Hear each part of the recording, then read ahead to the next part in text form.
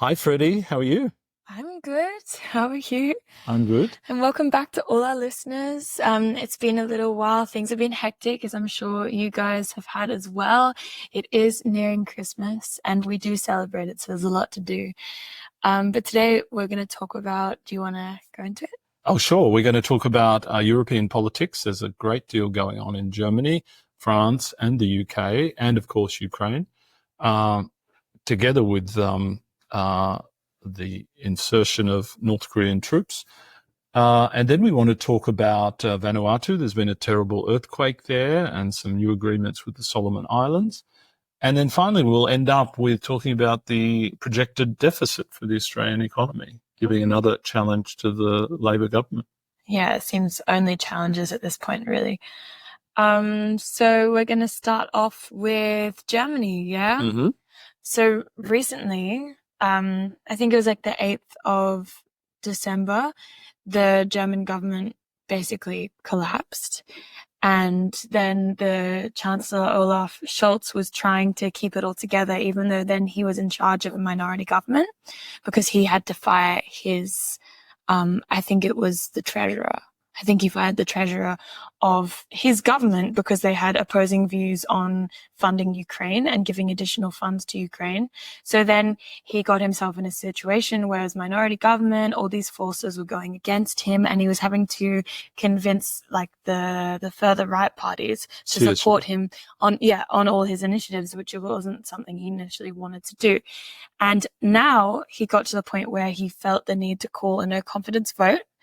And it obviously went against him. And now there's going to be an election, I think February 23rd in Germany. So the election was going to be the end of next year, and now it's going to be the beginning. So things are changing a lot, and especially given the fact that Europe is already in so much upheaval right now, the most powerful economy in the European Union to be going through a lot of political upheaval is not the best situation, I would say. Exactly. And you think about having a caretaker government when Mr. Trump will be inaugurated as president at the end of January. It's not perfect timing. So, and just bringing our listeners up to speed, if you're not up to date with the intricacies of German politics, Olaf Scholz is the SPD Chancellor, which is the leftist party, if you will. And then you have the Christian Democratic Union, CDU.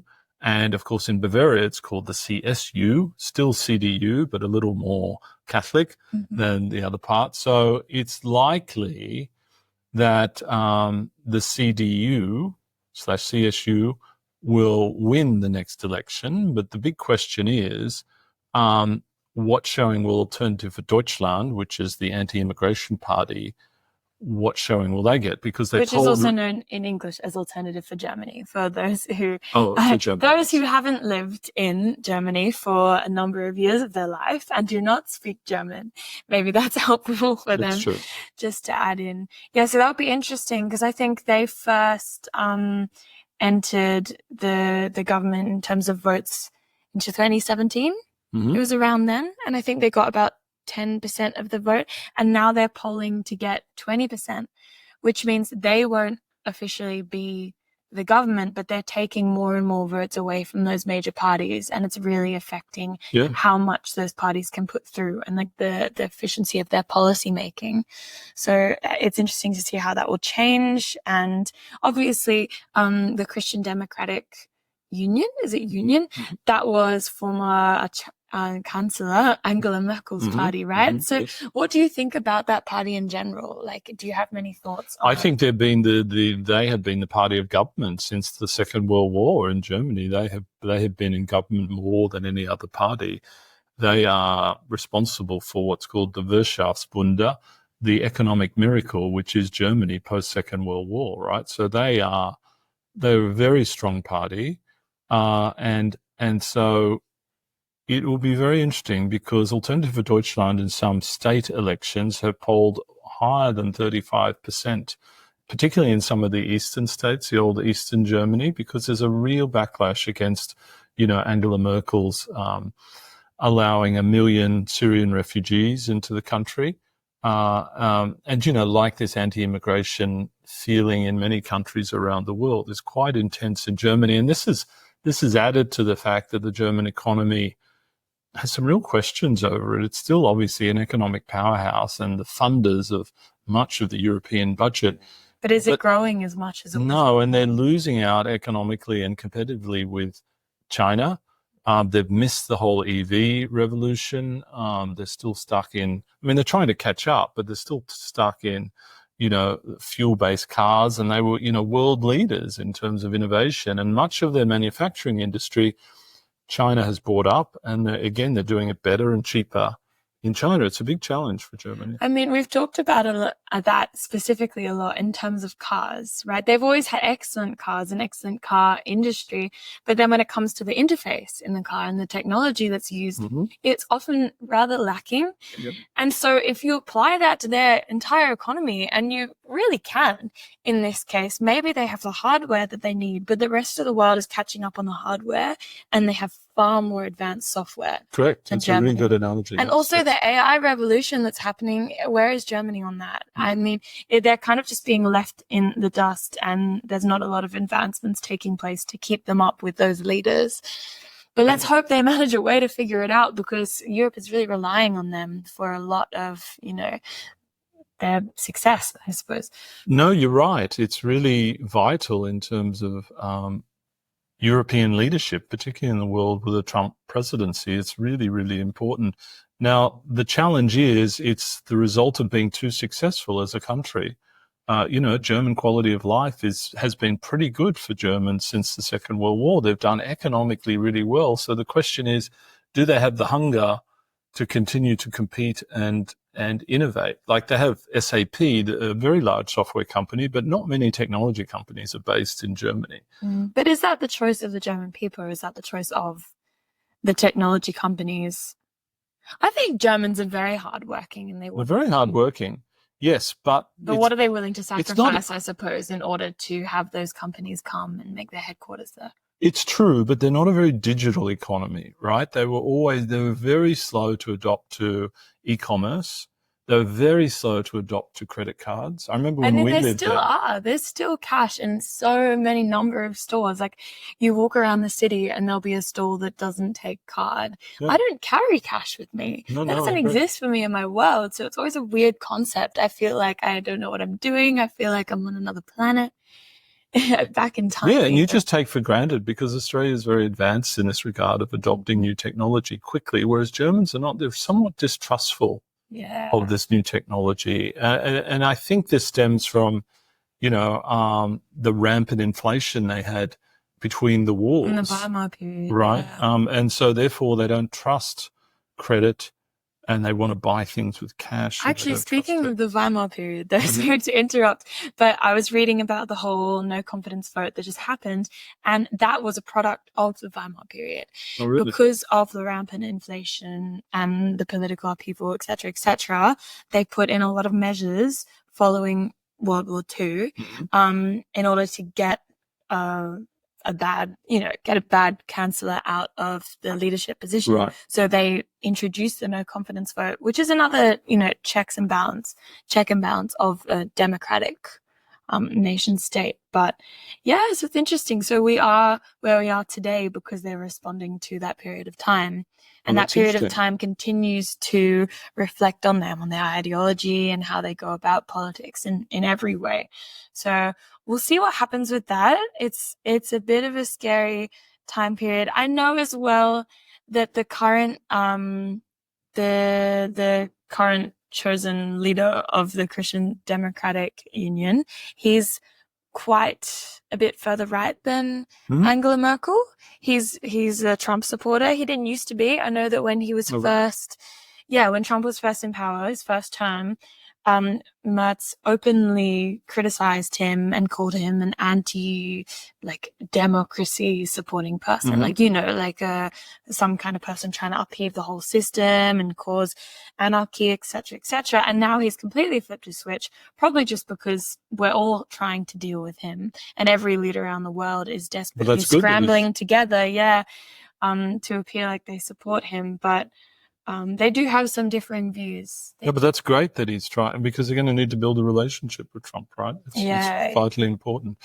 So that's going to be really fascinating to see where that ends up. And having lived in Germany for a number of years, it holds a special place in my heart. So I hope they work it out. And for the sake of the European project, it's vitally important, because the other big player in Europe, France, is also in a mess. As we spoke about, Michel Barnier fell as prime minister because there was a no confidence vote in him. No confidence is the message or theme of the moment in Europe. And so Macron has appointed a new prime minister. So let's hopefully they last a little longer. But it's a really interesting state of affairs in both Germany and France. I mean, this is a very big question, but how long do you think Macron is really going to last at this point?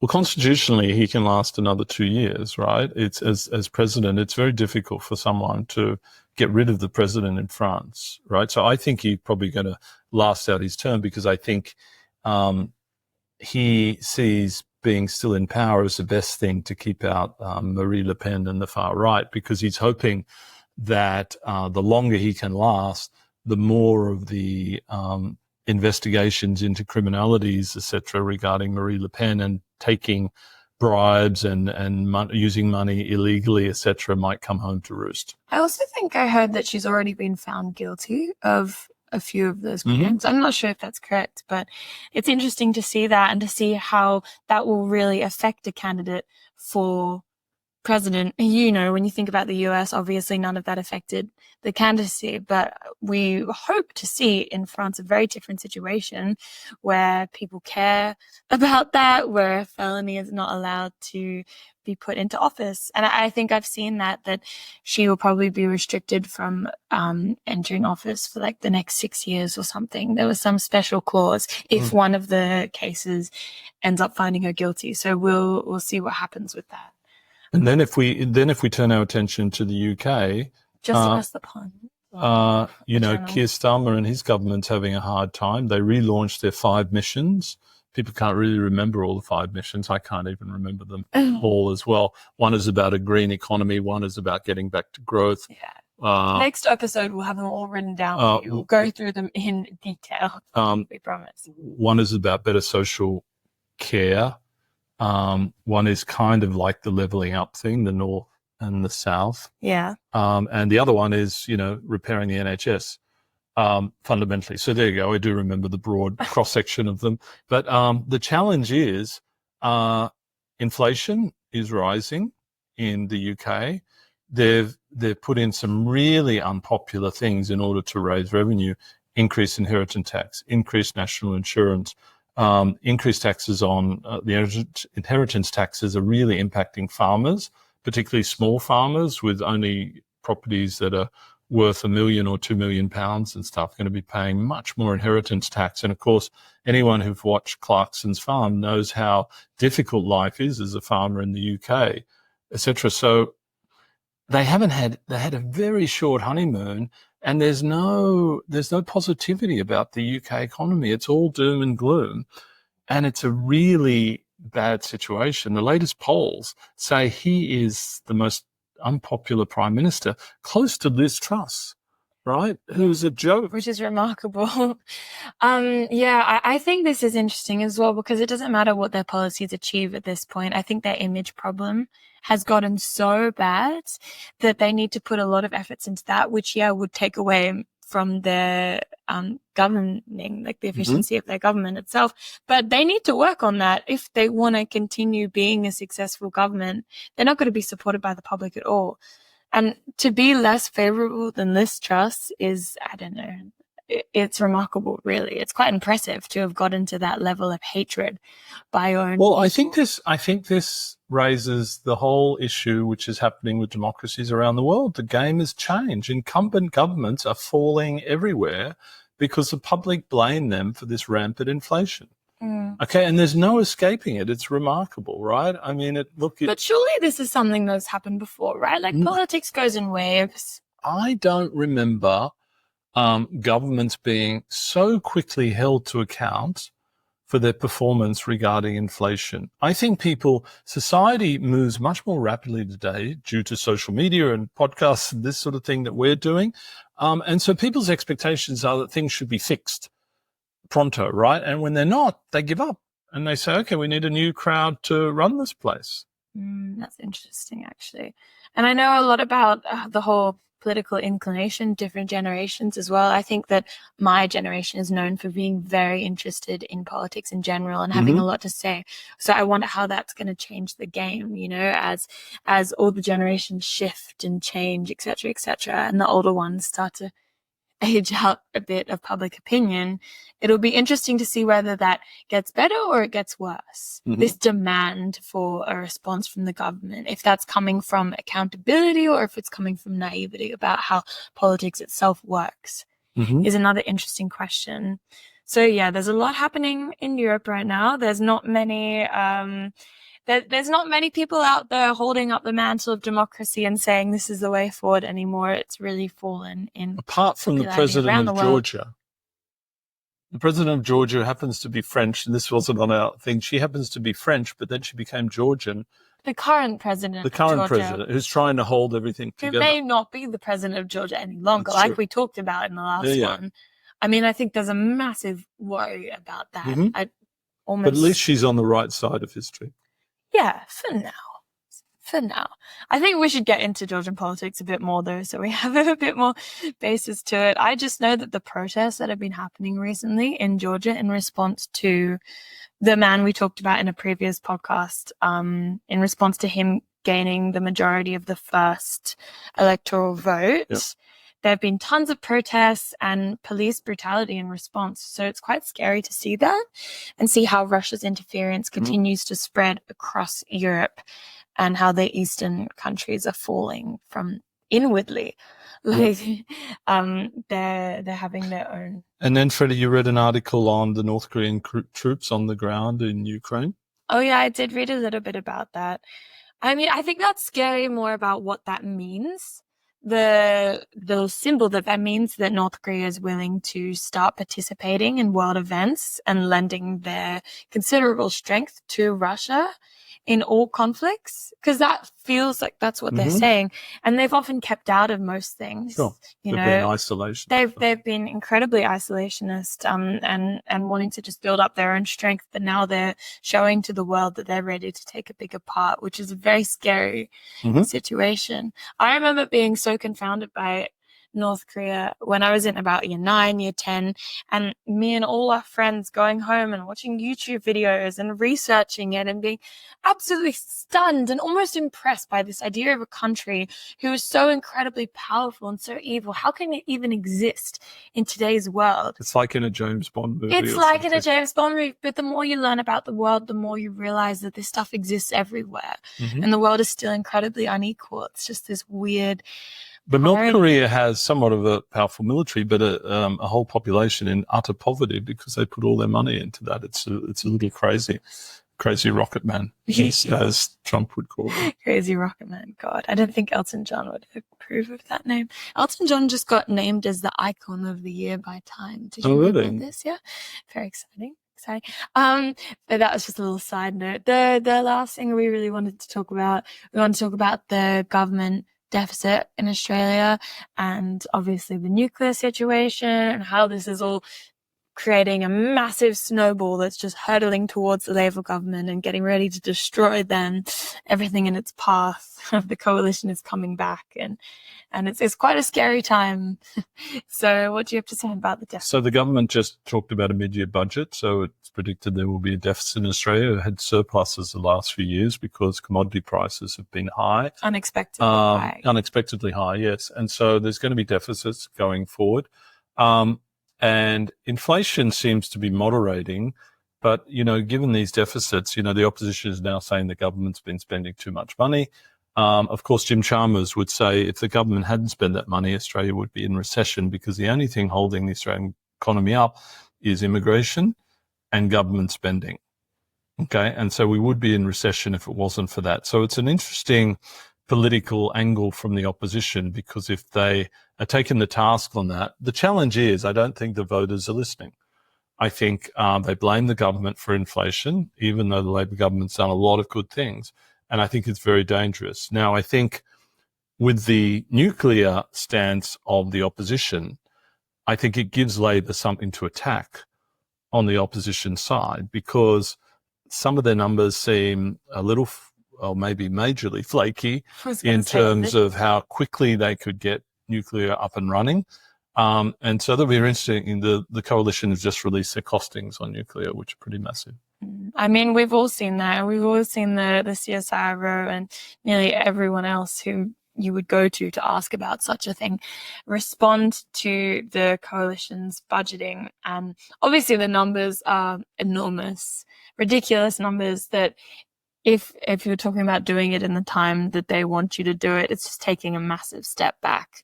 And it's a red herring. That's not what they want to focus on. Nuclear will probably still not happen for many a year. It's just they want to take the attention away from renewables. But yeah, no, it's definitely a good thing for the Labor government to attack them on. It shows that they just don't have any policies even tucked away in their back pocket. They simply just don't seem prepared. To me, at least. I guess not to the majority of the population. But it's a really unusual stance for the Liberal Party to do this huge government intervention to establish a nuclear industry with government funding to do that. It's really unlike a Liberal Party. Generally, they don't do such a thing. So it's a brave move. And it's interesting how it might play out, because Labor's Achilles heel in this is that they are anti-nuclear no matter what. And I think it's a very dangerous thing, because they should amend that policy to say, as part of the mix, there is potentially a place for small nuclear reactors in the future as the energy needs of the country continue to expand. Of course, renewables will be key, but there may be an opportunity for that, whether people are serious about it or not. But the fact that Labor says no, under no circumstances, I don't think that passes the pub test. I don't think, well, I'm not sure. I have a lot of thoughts on this, because I think even a few years ago, I would go and I would talk to people, and I talk to you even, and the amount of backlash to any mention of nuclear in this country was massive. And how have we gone from that country who absolutely detested even the idea of nuclear and would ever even consider it, to being one where voters are willing to vote in a party whose only energy solution is to use massive spending for nuclear? But they would say that's not their only engine. They're going to still do renewables, etc., but not as quickly as but Labor. Their image is presented. No, the image. That nuclear is their only. Well, you know what I think? I think there's been a fundamental change in society. I think The Voice was a total disaster for the government. I think there's an anti-woke backlash. And I think people worry about the cost of living, and they worry about their hip pocket and keeping the lights on. And these messages are powerful. And so I think people's attitudes to nuclear has changed. I think there's a fundamental change in societies around the world, which we haven't seen in decades. But you can also say that, but politics does come and go. There is a change, but I don't believe that it's not a change that we can come back from. All these things, swings and roundabouts. Of course. I think it's simply, I've done a lot of research into South American politics, and I know that this is definitely the name of the game in South America. In most of the countries there, they have massive swings to the left and right almost every year. You have the most populist right-wing leader you've ever had, and then maybe you have an incredibly populist left-wing leader suddenly staging a coup to take back over the government. And it feels like that's almost where politics is shifting for the rest of the world, but that doesn't mean there aren't still going to be swings in both directions. It just means it's less predictable. You're right, Freddie, and I think in the end, good governments are returned. People want governments to achieve things. They want them to improve their lives, right? And if governments can do that, they will get into power. And if governments claim things and they don't achieve them, they'll be put out of power. It's really very clear, right? And so, but there is this massive swing against incumbent governments around the world. And as I said, reduction of focus on woke scenarios, reduction on focus on the environment, etc. So it'll be fascinating what goes on there. So watch this space, and we think, election's going to be called after the Christmas holidays, etc. And like we both predicted in March. or thereabouts. And Maybe my please- birthday or your birthday. Maybe that would be rather fabulous. And please, all of you, let us know if there are any topics you want us to discuss, because we would love to. We want to make this as interactive as possible. And if you have a chance, leave a review on our Spotify or Apple Podcasts, because that means a lot to us. But thank you so much for tuning in. And sorry, what do you want to say? I thought we were doing Vanuatu as well. Oh, yeah, of course. Maybe we can leave it for next Well, let's just time. do a quick mention and then we'll finish. Okay. There was a huge earthquake in Vanuatu, so Australian support, many planes and specialists have gone there to assist because it's pretty bad, and Vanuatu obviously doesn't have the resources. Again, this is a great humanitarian thing by the Australian government, as you'd expect. It's a major power in the region. And on the back of that, just been announced today, a new security pact with the Solomon Islands. Remember that China was looking to put a Navy base in the Solomon Islands, and I think Australia is spending $190 million to do that. So also good news there. So on the back of that. And foreign policy of the likes you definitely won't see from the coalition, since they are not big. They definitely weren't big supporters of the Pacific Alliance. Well, they're just not as nuanced. They're just not as intelligent. No, but when they were in government, they never did anything of the like to support that area of the world.